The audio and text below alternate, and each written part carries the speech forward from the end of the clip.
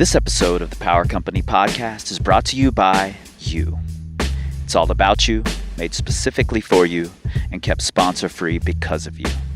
Thanks for listening and for helping us build this. Maybe don't know. I think it's how I used to approach climbing, and I just need to do it more times until I'm strong enough to hold on. Right.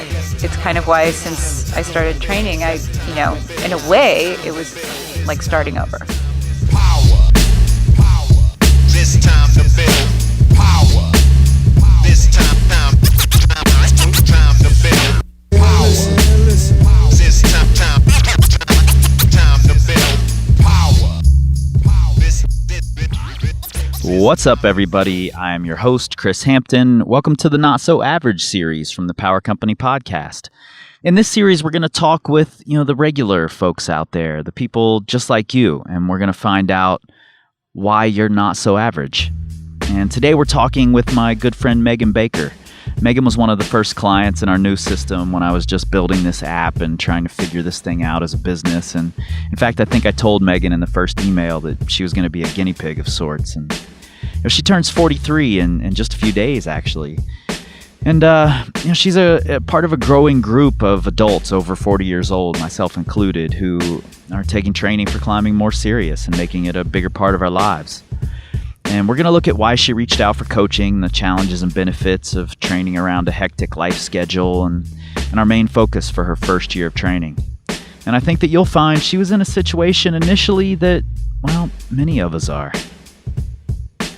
I'd always been motivated to train to get better, but didn't quite know how to do it on my own. I think what I had done before is, sort of hodgepodge together a bunch of training programs from books. I think like a lot of people do. Right. They read I think that's the Air pretty Course common. books, and they're like, okay, I'm going to do this in phases, and I'm going to make the sense out of the book that I think will work best for me. And I did that. And I think that's a good way to start. Yeah. It's a good way to get your feet wet. Absolutely. And I learned a ton. And actually, I think once we started working together, it helped a lot because I already kind of knew where you were coming from. And there was a bit of a shorthand already because I knew the language you spoke about it. Right. So it was helpful. But what I did to myself in the process of making my own training program is that I ended up injured with a year of elbow tendonitis. Just overtraining. Yeah, because I don't rest well. And And that's our biggest challenge right now is getting you to not go super hard. Yeah. So I'm not particularly patient or good at sitting still, so rest is hard for me. we're getting there. We're working on it. We're getting there. I'm slowly starting to trust the resting process, the benefit that comes from resting. That's good. It's hugely important. Yeah. But anyway, so you had cobbled your own thing together. So I had done that, and I came to Horseshoe Hell the year that you were emceeing it. The after party. Yeah, the after party. And I think, did you train Bobby and Brady, kind of? Did you give them I didn't have something? anything to do with Bobby and Brady. Okay, so I think what happened was basically that I reached out to Brady and asked what they did, and he said, we're not a good example. We were a hot mess of we got together and trained when we could, but it wasn't really formal. I just did what Bobby told me to, and we they're both super strong. I mean, Bobby is. Yeah, Bobby's a badass. If I can grow up to be Bobby Bensman, she's amazing. That's what I'm shooting for too. Right? Yeah, she's amazing. So, but he did mention, I think, that you had coached some people, and so I reached out. That's when I reached out to you and said, cool. Thanks, Brady. Yeah, right. So I've thanked him subsequently because it's made a big difference for me and in how I look at climbing, and I knew at that point that it was becoming a more important aspect of my life, and that if I wanted to really enjoy it and to part of my enjoyment comes from getting better at it and getting to the point where I'm making progress again. And I just couldn't figure out how to do that on my own with my limited amount of time, and I have a very limited amount of time. Yeah, we all like to believe that we just don't have time. And most of us, we're full of shit, frankly. We don't have time, we make it. Fact is, we'll fill our available time with random things and assign false importance to them. It's not the case with Meghan. And she had kind of boiled down her time pretty far already. So for a living, I work in marketing at a Fortune 500 company. I've been there 10 years. So it went from being a job that I did when I moved back here from New York to what has become a career in marketing and communications. And I'm grateful for that because when I started the job, I was a single mom and needed, the things you need, insurance and stable income and all of those things, a roof over your head, food on your table. And so I work 45, 50 hours a week. It's not a job that I can leave at the office. It often comes home with me. And it's not all just driving to the office and then driving home. This No. last several weeks, you've been traveling a ton. Yeah, right? yeah. I mean, and it's great. I mean, the opportunities that I've gotten, and it's a company that is in the travel industry, which I love. And so it affords me a lot of amazing opportunities. And, it allows me to go on climbing trips that I might not otherwise be able to afford. So I'm grateful for that. But it does take up a huge amount of time. And it's kind of frustrating because I sit all day and that's hard. And hard on your body and hard on your brain. Yeah, exactly. And it's a stressful job. And again, so, when you leave that kind of atmosphere and you drive the 15 minutes to the gym to go train, you have to completely, shift gears and go into another mode. And I find that challenging some days. But so that's what I do for a living. And you mentioned you were a single mom. I was a single mom. I got married recently. Mom, right? So, but yeah, my daughter's 13 years old. So we're in the throes of middle school and all of the awesomeness and drama that comes with that. And and even though she's a really amazing kid, she is.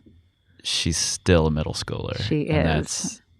There's still going to be drama, no matter how cool the kid is. Oh yeah, on period. any given day, and it's just to be expected. It could just be, the world's coming to an end and things are tragic. But no, she is a really good kid. I'm lucky because I do think she has a good head on her shoulders and is mature beyond her years. So some of the drama she can identify as such. She doesn't get super devastated by it. So, but yeah, I mean, she's in the midst of that key age where she's figuring out what she really likes and what's really important to her, and meeting new people and making friendships and really volleyball and basketball and all the things that she's interested in, which is important. Yeah. And right in the midst of her being in her drama, you got married. I did. Yeah. To a really cool guy. Shout out Keith. Shout out to Keith Baker. and while that's, you could look at that as helping your situation, and he does for sure. Oh, absolutely, yeah. In that he's, a dad to Mary Kate and a great partner for you. Yeah. There's also relationship stress that happens, especially when you're trying to dedicate a bunch of time to one thing. There's going to be how much time can I take away from the relationship to dedicate to this thing? Yeah, and that's, I think hugely important to me. And the stress that comes from that is stress I impose on myself, right? Because I don't ever want to do something where I'm being selfish, right. And taking time away from my daughter, from my husband, from my family, just because it's something I want to do. And that's hard because, I think a lot of people, and I've talked to a lot of climbers who grapple with this themselves. I mean, on the surface of things, climbing can be a very selfish activity. It's about you and the rock, and it's really just your battle and your goal and your intent. And it's, at the end of the day, I'm not a pro climber. I'm not making my living this way. So it's just what I do for fun. And, but it's a passion for me. And so Keith understands that. Luckily, I'm very lucky and blessed that he understands I have, these two major passions in my life that I don't make any money doing, or barely any money doing. And that I need to give time to in order to kind of feel like I'm really being true to myself. Yeah. And you just mentioned you have another passion. And so tell me about that. So I'm an actor. Have been for more years than I want to. I'm not going to do the math, but since I was 6. Wow. So yeah, I did my first commercial when I was 6, and so I've been acting on stage. I was in New York for 4 years pursuing my acting career, and ended up moving back home to St. Louis in 2002, and had Mary shortly thereafter, and I've kept it up. You know, it's something that I do now in my free time, my spare time, which isn't. I mean, I make time for it because it is still really important to me. And in St. Louis, I'm lucky in where I live has a lot of amazing small professional theater companies. You got to see, some of that work last time you were here. Yeah, and I was in St. Louis and I got to see one of your shows, and I talked to all of my clients about the other things, their extracurricular activities that they do, and I don't know that I've ever seen an example that it was painfully obvious that you're so good at that. Thank you. And you put a lot of heart into it, and there's a lot of passion there, and I was blown away by it. So, I mean, it was one of the coolest shows and one of the most heart-wrenching performances I've ever seen. I was sitting near you during a crying scene, and I was about to cry, so I had to look away. And I looked over at your dad, and your dad was about to cry, so he was staring at the ceiling. And I was just like, wow, that's huge for my dad. She is really, really good at this. Oh, thank you. That's really sweet. Thank you. And that you put that amount of effort into that while training the way that you do, while working this full-time job, being a mom. You got married shortly before your show. You had another show around the time you were getting married. Right. Training for Horseshoe Hell, training for climbing in general. There's so much going on, and and I see this one thing, and I'm like, I can't tell her to not do that. Like, I can't say dedicate your time to climbing because you're so fucking good at this thing. Well, thank you. So I think that's just a cool part of who you are and what's going on in your life. And that's not all. I mean, you're also involved in the Beta Fund, right? Yes. So I'm on the board of an organization called the Beta Fund. It's a nonprofit organizational regional to the Midwest. And we work on access issues in the Midwest and preservation of the climbing areas in the Midwest, particularly in Missouri, Southern Illinois, and Arkansas. And it's a huge passion project for me. I was brought into it by Dave Chancellor, and Ian Anderson, who I knew through Climb Soil, which is the gym where I train in St. Louis. And so I felt really lucky to be asked to be a part of it. I hope that my contributions are valuable, but I work really, it's a really small, hardworking board. And so I put my time in there. And then... Yeah, there's more. In addition to all of that, Meg also serves on the marketing committee for HERA. It's a foundation started by the late Sean Patrick, who succumbed to ovarian cancer in 2009 after a 12-year battle. She started HERA to raise awareness and funding to fight ovarian cancer, which is a cause that you can find more information about at herafoundation.org. Please go visit them. This busy schedule that Meg has leads to not having much time to dedicate to training for rock climbing, and I don't use the word dedicate lightly here. I could get into the gym in the morning 2 times a week. And in the morning, you mean what time? I met you in the gym in the morning for a session.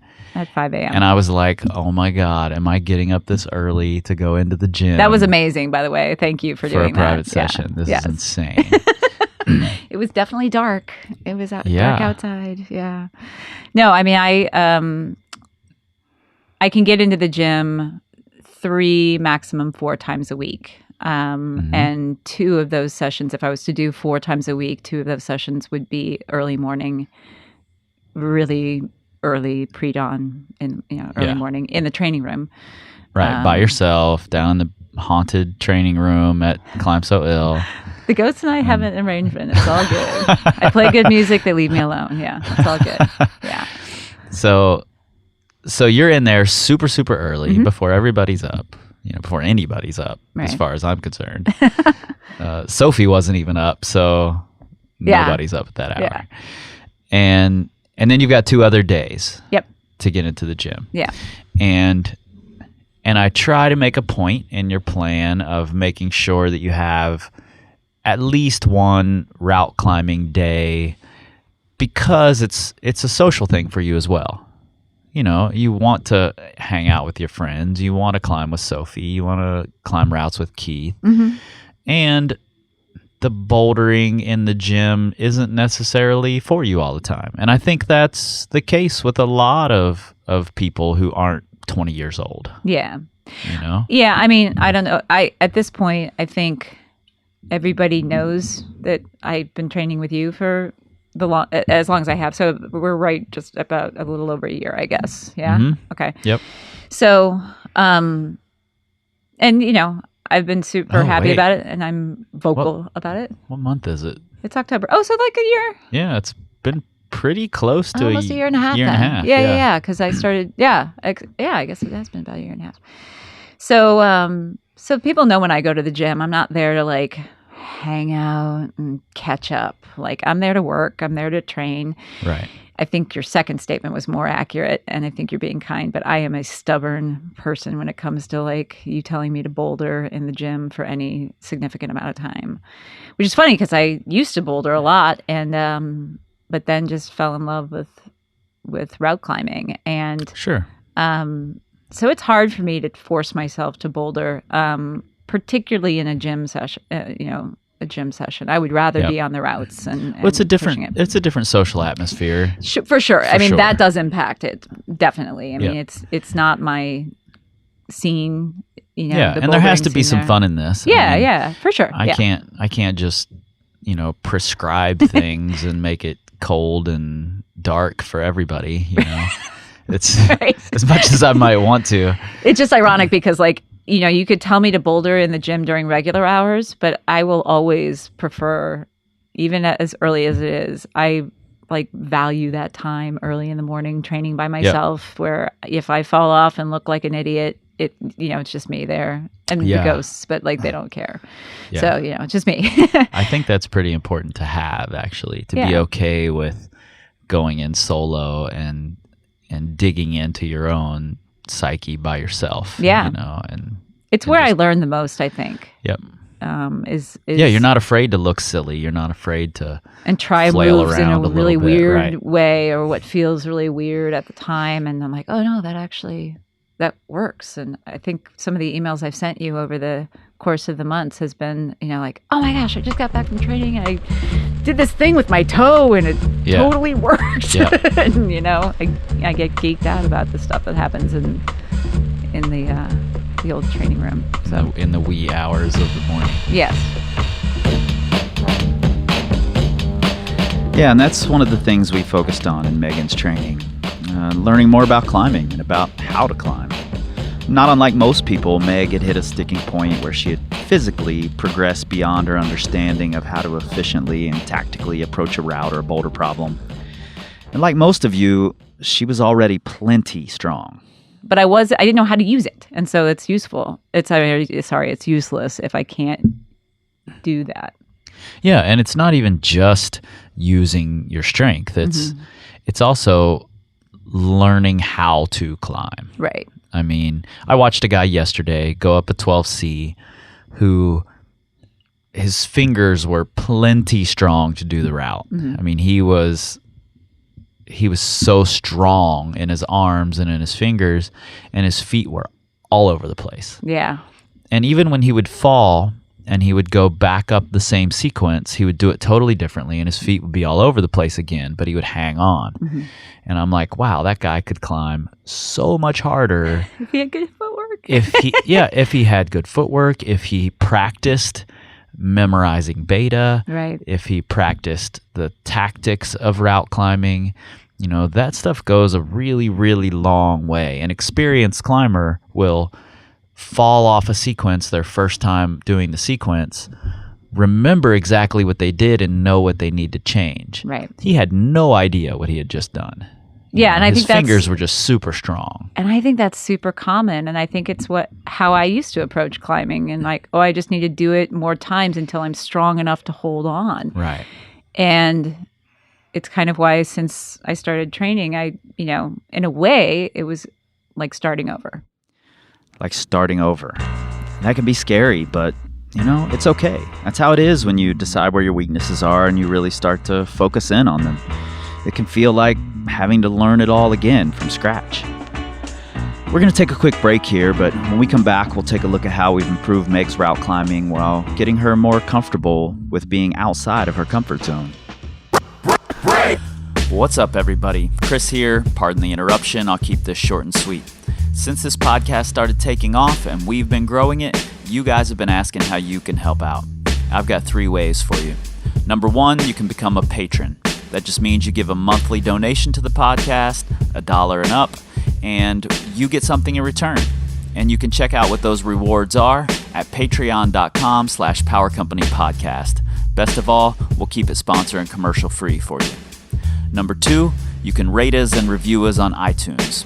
I know it's a pain in the ass to go to iTunes and do all that, but it really helps us out.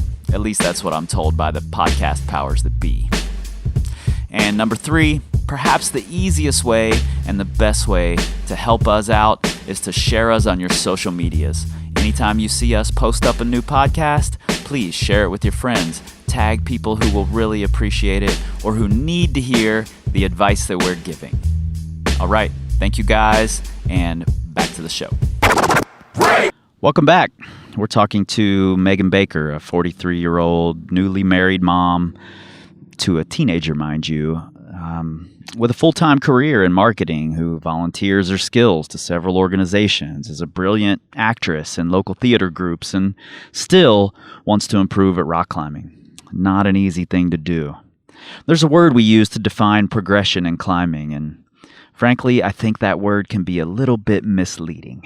I think even when I first emailed you, like, I just need to get stronger. How do I get stronger? Can you make me stronger? Like, I'm going to stronger. I'll pay you every month. Like, get me stronger. Yeah. And you said, well, wait, think about the tactics you're using. Think about breaking down the route and getting better. There's a difference between better and stronger. And being smarter and learning. And I think that's been the big revelation for me since we've started working together, is that the red pointing process, I'm breaking a route down over time. So I don't have the pressure when I get on it that I need to send it. In fact, the project I've been working on at the gym, and it sounds funny to talk about this as it's just a gym route, whatever, but it will be the same approach I would take to a route outside. Exactly. It's like, I'm going to break this down, and if need be, I'll top rope it and work the moves, and then I have no pressure, and I'll find out where the clipping stances are by, and I dragged a rope on this thing, and I haven't dragged a rope in years, but I did it just so I would know. I'd go in there confidently knowing that, like, oh, this is my stance, and it was fine. So then when I did get on it on lead, and this is a climb that previously I would have said, oh, that's above my current level. My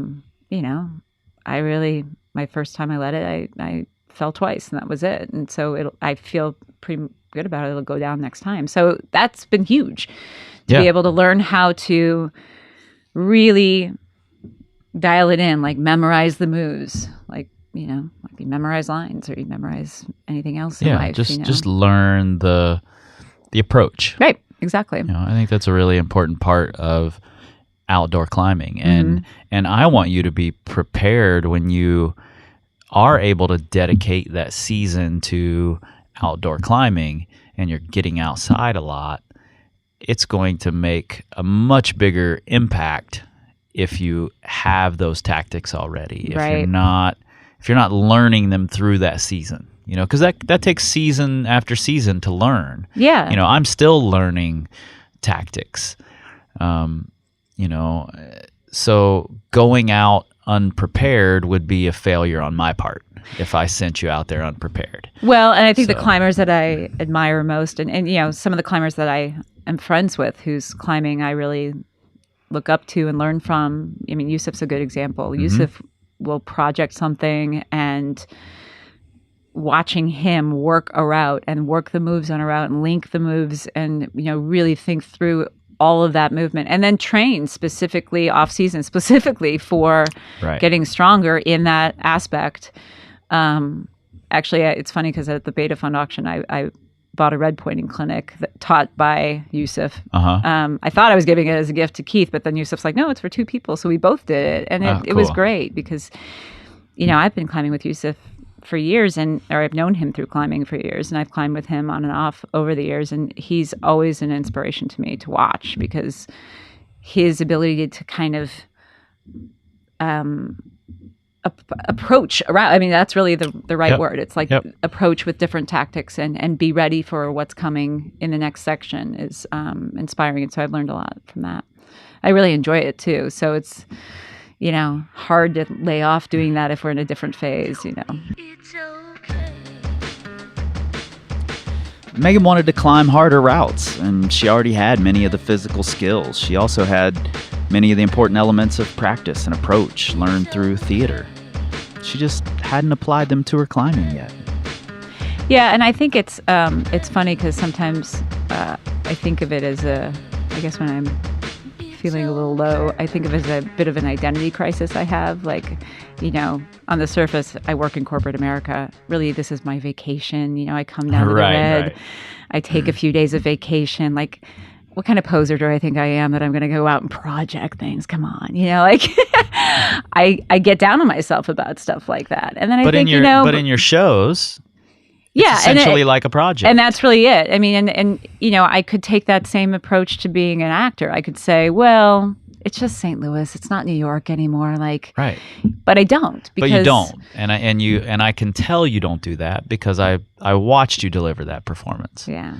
And I know that product that I saw, that performance that I watched, didn't happen immediately. No. I know you didn't walk in the first rehearsal and do what you did when I watched you.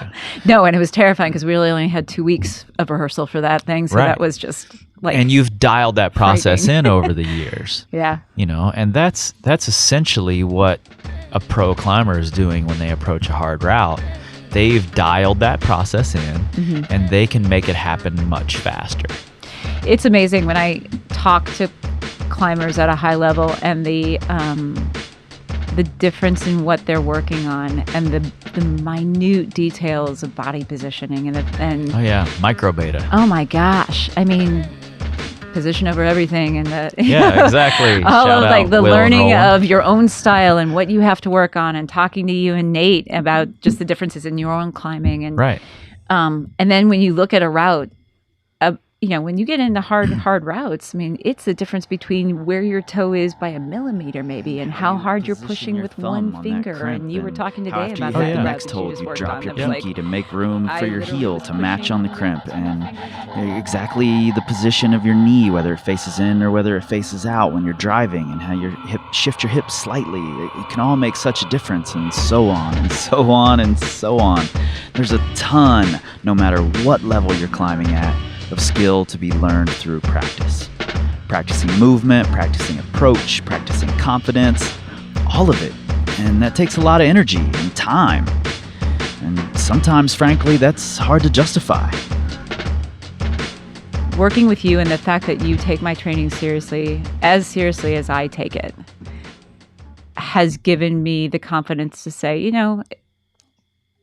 it's how I define it in my life, right? It's an important part of my life. Right. I balance it with everything else. It can't always be the most important part of my life, but it's important, and it's okay for me to be serious about it. It's okay for me to geek out about it and be enthusiastic about it. And, doesn't matter where I am as far as my age or the fact that I don't do it full time. It's still okay for it to be really important and for me to get super psyched about it.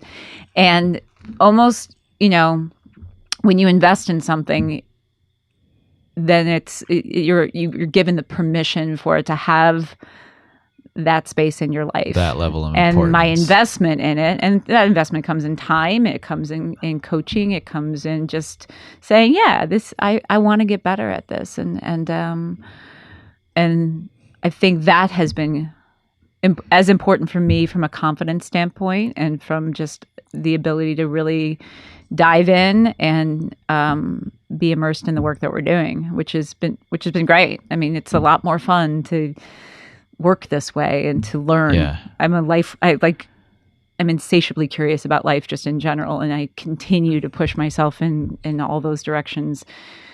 I sometimes wish I was the type of person who would just be really happy to come home from work and cook dinner and No, don't wish that upon and yourself. Watch. I listen to people at work talking about TV shows, all the TV shows that they're watching, and well, did you catch the latest episode? No, I DVR'd. I'm like, what? Yeah. I didn't see these things that you speak of. Good for you. That's. I mean, Keith and I do our binge watching of we do too. West Wing, but Yeah. but I just, that's not where I want to put my time. I think, I'd rather be outdoors. And I'm lucky to have a crew of people and a family around me that understands that and supports that and often wants to be there with me. So After a year of training, Meg asked me what she needed to do to get to that elusive next level. It's where we all want to be, the next level. And it was a tough answer for me to give because it involves pushing some other things a little to the side and really dedicating a season to learning all of these same lessons on real rock outside.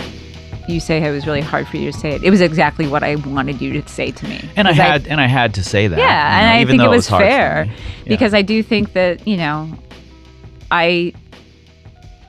to your point, I mean, I train a lot, I practice, I do everything, all the work, but I do it inside in a gym and an environment that's familiar to me, that's safe for me, that's, easy for me to push my limits. And then I come outside and, you get a day with any numerous excuses you can use. Bad conditions. I was tired. People were around. Right. I was, it should be 10 degrees colder. I should be 5 inches, taller. Right. All Yep. these things that, and all it is really, frankly, is that, I'm not outside as often as I should be to get to where I want to go as a climber. Right. And the ideal for me is I love being outdoors. I love pushing myself hard, and I want to feel more comfortable doing it. And I want to be on these routes and, working these routes that are drawing me and aesthetically as a challenge, all of that. So it was what I needed you to say.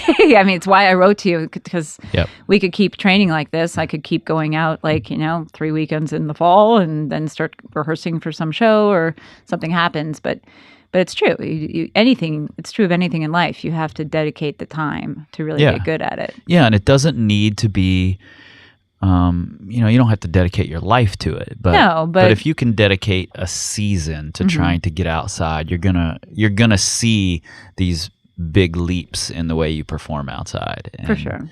And your performance is gonna ratchet up because of it. Yeah, and I look forward to that. It's as if you said, by saying that, you're like, okay, we're going to cast you in this play in the fall. Yeah. And we need this much of your time. Yep. It's just, nobody was saying that to me before. And in those terms, it was like, okay, you're going to have to get outside 3 weekends a month if you really seriously want to do this, and maybe take your vacation in the fall and for a week come down to the Red and rest a little before the weekends because you need to perform while you're out there.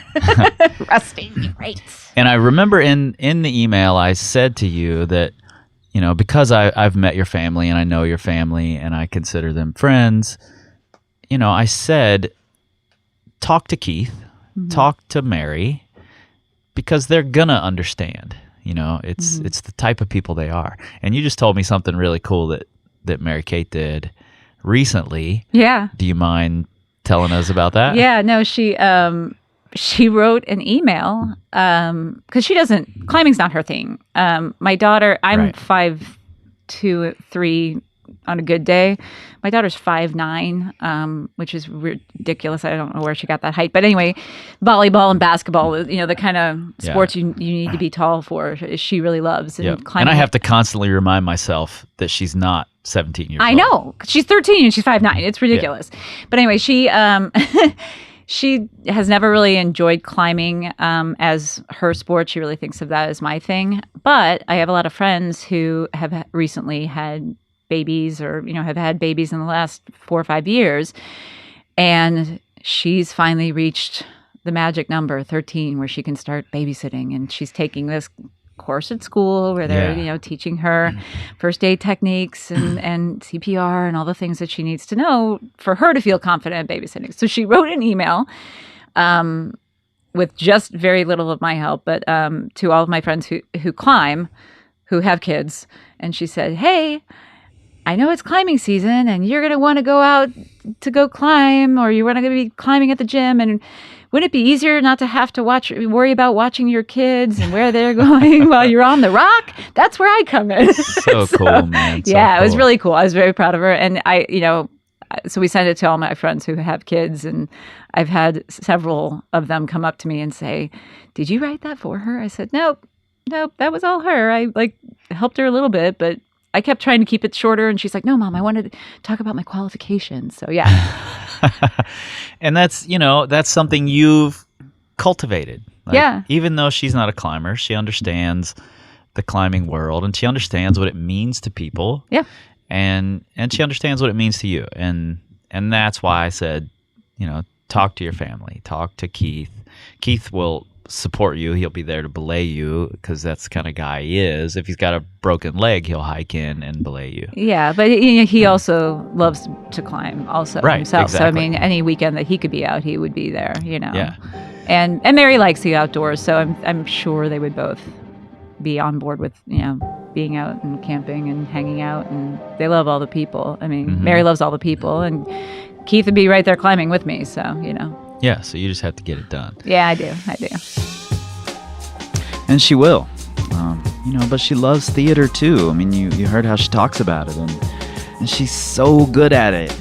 And I mean, how do we put one thing aside, even if for a short time, in favor of the other? And I think that's where the crux is. Well, and I think, the two things that I've chosen to spend my passion on, the two pursuits, the theater and climbing. It's funny because people in climbing don't necessarily understand why I still do theater, and people in theater really don't understand climbing. It scares the hell out of them. So somebody actually once asked me, why do you continue to do these two things? What draws you? It seems like weird pursuits, both of them. And I think in both cases, they require courage, and they require an honesty with yourself. Yeah. And they also teach you constantly, whatever, route you're getting on, whatever play you do, whatever it is, you're always learning something new. And like you said, I mean, that's true for me. It's true for you. It's true for Bobby. It's true for Angie. Yeah. It's true for all the climbers I look up to. It's, it's true for everybody at their level. And I think that's what keeps me in it. Awesome. Gets me to 5. Yeah. Well, thanks for sitting down with me. I really appreciate it. Maybe we'll check in with you again in a year or so and do another one. Cool. All right. Thanks, Chris. Thanks, Meg. All right. Maybe what I'm most proud of is that the coaching that I'm imparting to Meghan helps her realize that learning is the important part, and that's what gets her up at 5 a.m. to go into the training room. Shortly after we recorded this, Meg was on her way back to the Red to try a project she had started, and I got a call from her late that night saying she had hit a deer and totaled her car. And she and Keith were both okay, and I drove out and I picked them up, and they loaded all their gear up in the car, intent on continuing with the weekend, which surprised me a little bit. I just expected that the whole weekend was going to be shot.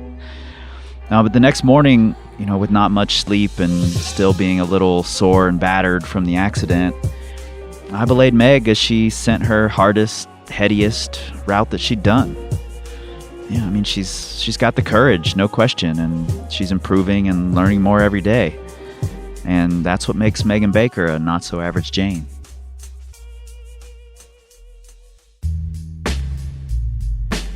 Thanks again for listening to our Not So Average series.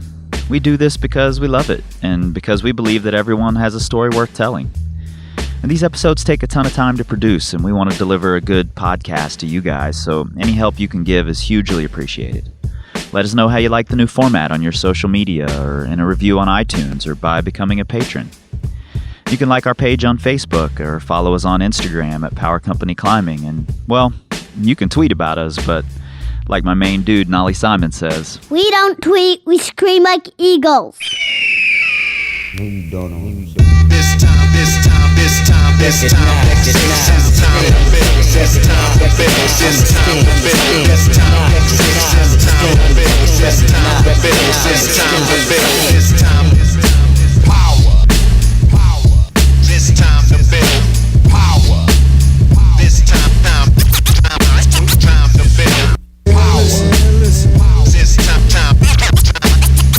build power. This time to build power. This time to build power. This time to build. This time to build. This time to build. This time to build. This time to build. This time to build. This time to build. This time to build. This time to build.